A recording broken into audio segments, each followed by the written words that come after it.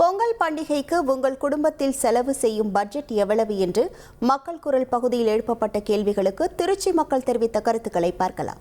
பானை, மஞ்சள், கரும்பு அந்த மாதிரி சம்மந்தப்பட்ட பொருட்களுக்கு நாங்கள் செலவு பண்ணுவோம்.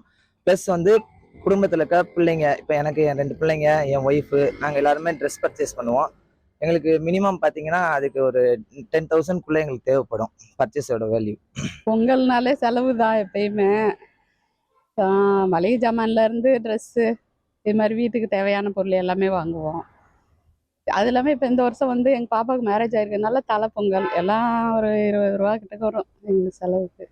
புது ட்ரெஸ்ஸு வாங்கினோம்னா வீட்டில் எல்லாத்துக்குமே ட்ரெஸ்ஸு வாங்கி அது ஒரு செலவுகள் நமக்கு வந்துடும். இதெல்லாம் நம்ம அத்தியாவசிய செலவுகள்.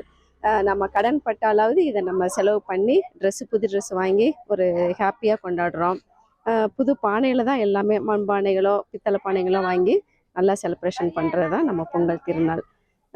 விடுமுறை எல்லாம் வர்றதுனால பிள்ளைங்கள்லாம் தாத்தா வீடு பாட்டி வீடு கிராமத்தில் போய் நல்லா செலிப்ரேஷன் பண்ணிட்டு வருவோம். குறைஞ்சது 20 ரூபா 25 ரூபா வேணும்.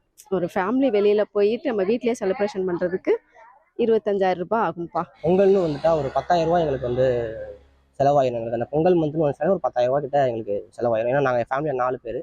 இங்கே பொங்கல் வைக்கிறது இல்லாமல் நாங்கள் ஊருக்குமே போய் நாங்கள் கிராமப்புறங்கள்லாம் போய் பொங்கல் மாட்டு பொங்கல்லாம் நாங்கள் கொண்டாடுவோம். எங்களுக்கு செலவுன்னு பார்த்திங்கன்னா ட்ரெஸ்ஸு செலவு இருக்குது. ஸோ ட்ரெஸ்ஸுக்குமே ஒரு அமௌண்ட் ஆயிரும். அது இல்லாமல் பொங்கப்பானை, பொங்கலுக்கு தேவையான அந்த கரும்பு, ஸோ இவ்வளோ விஷயங்கள், அரிசி, இவ்வளோ விஷயங்கள் நாங்கள் எங்களுக்கு இந்த பொங்கல் மந்த்துக்கு வந்துச்சுனாலே 10,000 ரூபா செலவாயிரும் எங்களுக்கு. மக்கள் குரல் பகுதியில் திருச்சி மக்கள் தெரிவித்த கருத்துக்களை பார்த்தோம். இனி செல்லும் இடமெல்லாம் செய்தி. தந்தி டிவியின் வாட்ஸ்அப் சேனலை ஃபாலோ பண்ணினா செல்ல இருக்கும் இடமெல்லாம் செய்தி. இதோ QR கோட் இப்பவே ஸ்கேன் பண்ணுங்க, ஃபாலோ பண்ணுங்க.